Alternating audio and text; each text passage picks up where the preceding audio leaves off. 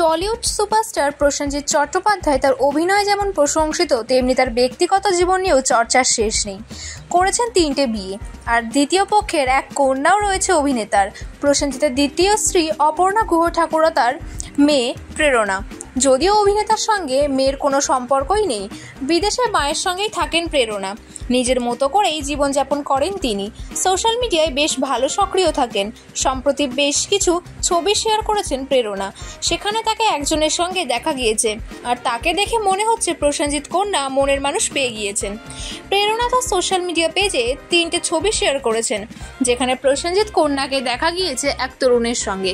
কালো রঙের বিকিনি পরে ওই রহস্যময় তরুণের সঙ্গে সি বিচে মজা নিচ্ছেন।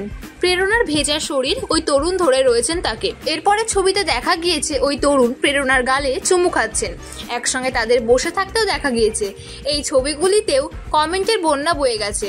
বরং এই ছবিতে কমেন্ট করেছেন প্রেরণার পিসি তথা প্রসেনজিতের বোন পল্লবী চট্টোপাধ্যায়। পল্লবী তাদের ছবিতে খুব মিষ্টি বলেই মন্তব্য করেন, সঙ্গে গোলাপি হার্টের ইমোজি।